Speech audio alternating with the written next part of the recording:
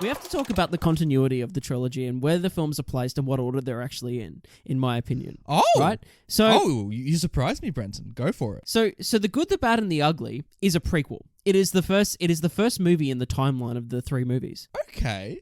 That's very interesting. I generally never thought about this. Keep going. This takes place in the Civil War, and the other two take place after it. Which surprised me. Like, there was a point I thought it was set after the first two. Like, I just thought the continuity was the continuity. Wait. Is this like fact or is this like what you are thinking? Like, no, this is fact. This is fact. I looked it up because I was sure in my head of like what the Brenton like slides over some red string. Like, look. So because when he appears and he's not in his costume at the start, I was like, that's weird. And I was like, oh, maybe it's because he got so rich with his cut full of dead bodies in the last movie.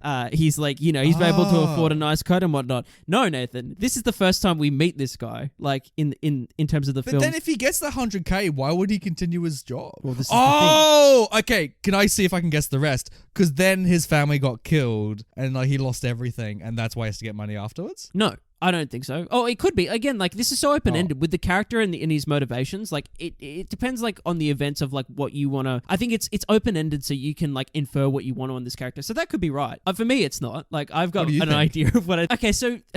Getting back to the continuity. So if this movie's first, we kind of learn why he becomes the way he is in the other two, in a way. Because at the start of the movie, he's morally, he's a pretty shit person. Like, how he takes this scumbag into towns and... gets the bounty. This is not the Clint from like a few dollars more who's like, no, yeah, even Fistful. Exactly. We see his moral compass evolve in this movie. We see him become like the agent he kind of becomes in the other two. Oh, okay. So this whole movie, I was just sitting there. I was like, this character's different. I was like, this is really. You pull the face mask off Clint Eastwood. Tom Cruise. What are you doing in the Wild West? Well, because he starts a certain way at the beginning of this movie and he ends a certain way at the end of this movie. And I think this is why the Civil War thing is really important to have in this film, right? Because a lot of Clint his moral compass starts to improve as the movie goes on. And the moment that... It's like Jack Sparrow's compass.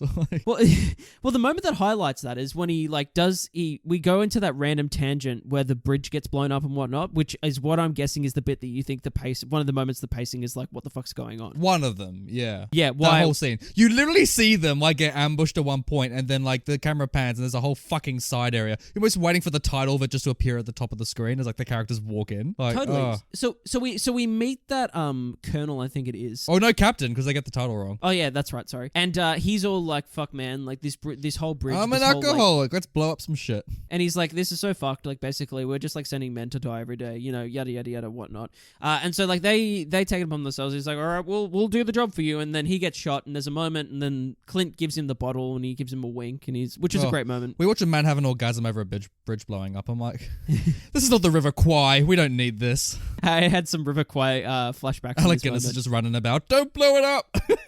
What have I done? Because Alec Guinness would have been around during this time. Like, he's just like... In fact, this actually wouldn't have been set that far after the River Kwai. Because when did River Kwai come out? Like 60-something? Yeah, I think so. I think it was the 60s. Like, both sets are next to each other blowing up their own bridges. Like, oh, yeah.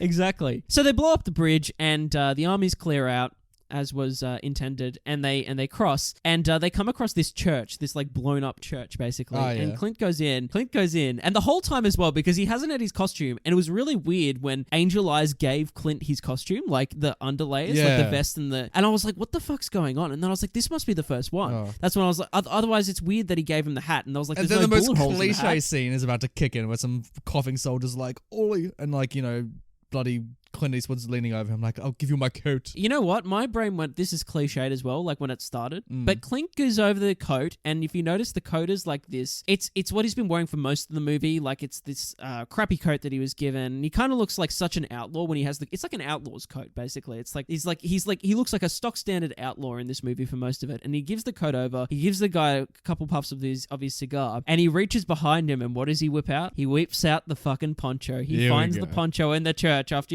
he helps that young soldier out and he passes on and he gets his poncho. And from that moment on, I was like, oh, here he is. Here he is. So then what do you think happened between this and then... So what's next? A Fistful or more? So more's next. Oh, so it goes in reverse. That's interesting. It's interesting because I was doing research. At first I thought I liked the ending of More to be like the ending of the continuity that like he... Yeah, because he gets the bodies and then rides into the sunset with them. Like, yeah. Because at the end of Dollars, he just like hands over the money then fucks off. Like... So I was like, I'm going to check this before I come on the show so I don't sound like a total dickhead, because I was like, okay, so then it goes The Good, the Bad, and the Ugly, and then it goes A Fistful of Dollars, and then it goes For a Few Dollars More. And then I researched it, and Nathan, one of our favorite scenes in For a Few Dollars More was the hat shooting scene, right? Yes. And remember I said last episode, I said, I hope in the sequel that the bullet holes are still in the hat. But they weren't. They weren't. Guess which movie the bullet holes are still in Shut the up. hat? Actually. The first film. Whoa. That's like Marvel level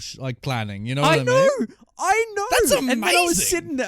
sitting there and I was like, this makes me love this thing Diego, anymore. what are you doing? And in the 60s, no less. So this is the thing. And then I was like, because remember back in the first film, I was like, why is he doing this? Because he's obviously not doing it for the money by the end of the film. And then I was like, in the second film, he like gets all this money from those bodies, presumably. But what does he do with it?